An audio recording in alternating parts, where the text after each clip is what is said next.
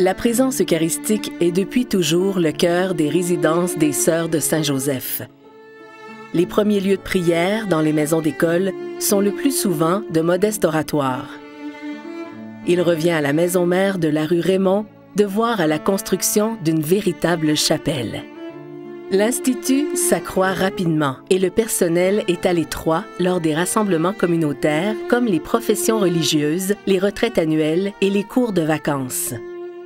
En 1929, on confie donc à l'architecte René Richer de Saint-Hyacinthe de dresser les plans d'une nouvelle construction. Il voit grand et réserve un espace faisant 3 étages pour une immense et lumineuse chapelle dans l'axe même de l'entrée principale. On y reconnaît le style du temps, c'est-à-dire beaucoup d'emprunts à la Renaissance et au classicisme. Les piliers et colonnes avec leurs chapiteaux corinthiens, les caissons du plafond, la coupole du chœur et les fenêtres plein cintre. Le bois verni est largement utilisé et la statue de Saint-Joseph est à l'honneur dans une niche au-dessus de l'autel. Jusqu'en 1965, la chapelle ne subit que des transformations mineures. La statue de Saint-Joseph cède la place au grand crucifix qu'on retrouvait d'abord dans la nef, et l'autel est allégé et placé face à l'Assemblée. En 1968, cependant, d'importantes rénovations s'imposent, mais surtout, les exigences de la nouvelle liturgie encouragent ces rénovations. L'architecte Marc Drouin, qui a fait l'École d'architecture de Montréal, propose une heureuse rénovation qui respecte l'ancien tout en créant du nouveau. Dans le cœur de la chapelle, les transformations sont majeures. On veut d'abord créer une impression d'élan vers la coupole.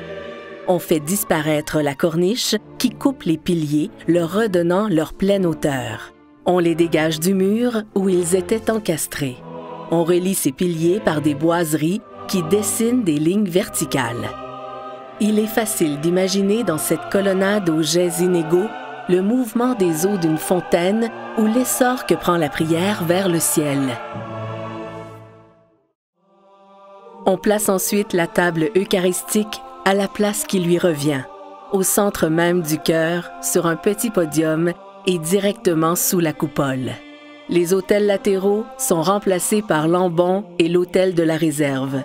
Ces pièces en pin, comme le maître-autel, sont des œuvres originales de l'architecte Marc Drouin et réalisées par les ateliers Carlos Valerio de Montréal. Dans la nef, les bancs ont été remplacés par des chaises prie-dieu, plus confortables, et le plancher de bois a été remplacé par de la céramique. La console de l'orgue est placée en avant et l'ensemble des tuyaux utilisés sont dans l'arrière-chœur et donc invisibles de la nef. Mais leurs harmonies nous parviennent au travers des tissus qui tapissent tout l'arrière de l'abside. En 1977, une sculpture en bois du Christ ressuscité est installée au-dessus de l'autel et en 1989, un chemin de croix du même matériau remplace les croix de bronze sur les murs latéraux. C'est en 1995 qu'apparaissent les vitraux de symboles chrétiens.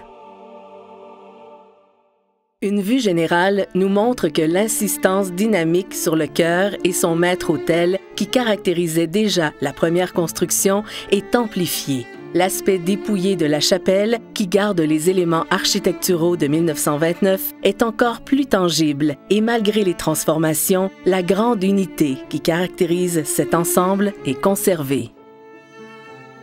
Durant 85 ans de sa construction à la dernière messe, cette magnifique chapelle a écouté les hymnes et les prières des Sœurs de Saint-Joseph de Saint-Hyacinthe.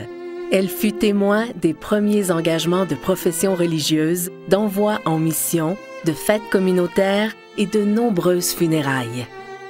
Le 24 mai 2014, Monseigneur François Lapierre préside la dernière messe officielle dans cette chapelle en présence des religieuses du Canada, des personnes associées et des représentantes des autres congrégations religieuses de Saint-Hyacinthe.